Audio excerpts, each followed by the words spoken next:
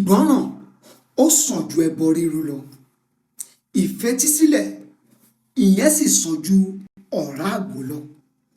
Ìwé Sámúẹ́lì kínní orí 15 ẹsẹ̀ 22 ló sọ bẹ́ẹ̀. Wo kó o tó wọnú ìgbéyàwó yẹn, ṣó o ti bèrè sí ṣé ìràwọ̀ yẹn bára mu? Àìmọye ọ̀pọ̀lọpọ̀ ló ní wọ́n ti bá mi gbàdúrà sí i, mo sì wí pé wọ́n gbàdúrà sí lóòótọ́ ni wọ́n rí. Kò sẹ́ni tí kò sógo lára rẹ̀, kò sẹ́ni tí kò lọ́jọ́ ọ̀la, kò sẹ́ni tó máa gbàdúrà fún tí wọn ò ní lọ́jọ́ ọ̀la lára rẹ̀, ṣùgbọ́n wọ́n rí dé ìsàlẹ̀. Ṣé ìràwọ̀ yẹn bára mu? Gbọ́ mi dáadáa, kó o tó wọnú ìgbéyàwó yẹn, tátì rẹ̀ sílẹ̀ kó gbọ́ ilé. Ẹ máa ṣí èèyàn kan nílò rẹ̀.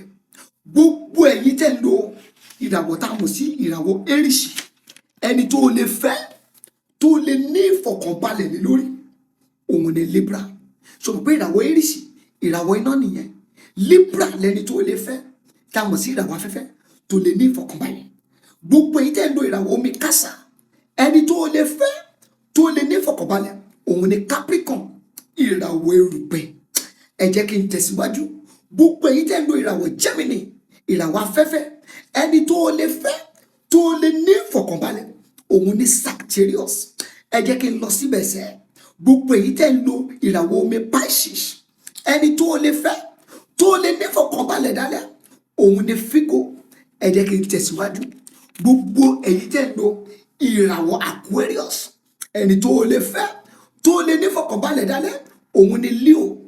Ẹ jẹ́ kí n lọ sọ́dọ̀ Scorpion. Wo Scorpio, ẹni tó lè fẹ́ ìràwọ̀ mi, ẹni tó lè fẹ́, tó lè ní ìfọ̀kànbalẹ̀ dálẹ̀, òun ni Taurus. Ṣó ti gbọ́ báyìí? Ó yẹ kó o mọ ibi tí wọn náà wà báyìí. Fún èyí tẹ́ ti wọ inú rẹ̀, tẹ́ ti wà nínú rẹ̀, mi ò lè sọ fún ẹ̀yin pé kẹ́ ẹ túká torí pé àwa kì í tú yìgì. Ṣùgbọ́n I have over 2,000 cases of the problem tó a wà lórí tébù tá a gbàdúrà ní lórí, tá a ṣiṣẹ́ ní lórí. Bó tilẹ̀ jẹ́ kọ́ Ọlọ́run ti fún wa ní àṣírí lóhun tá a lè lò.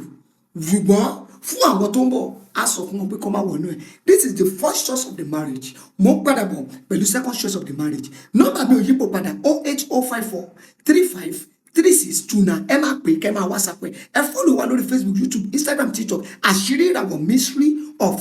Àṣírí Olúwa pẹ̀lú wòlíì rẹ̀. Ó yẹ kó mọ̀ kí ló bá wáyé. Bàbá Gbọ̀nyàmínú ni Jésù rán sí wa. Gbogbo ẹni tó wọnú ayé tó fẹ́ gbáyé ṣe rere, tó yẹ kó yẹ ìràwọ̀ bá wáyé wọn yé o. Ọ̀pọ̀ ológo ló ń tàràkà látàrí òye tí òye wọn ní sà. Ẹ kú oríire, Olúwa wa ti lànà àbáyọ fúnra rẹ̀. Pẹ̀lú wòlíì Ọlọ́run alààyè, Bàbá Gbọ̀nyàmínú aka àṣírí ìràwọ̀. Ọlọ́run ti kó bàbá ìfún ẹ̀kúnrẹ́rẹ́. Àṣírí tọrọ mọ́ ìràwọ̀. Àtọ́sù pẹ̀lú ọjọ́ ìbáwáyé ẹnì kọ̀ọ̀kan. Àṣírí ìràwọ̀. Mystery of God.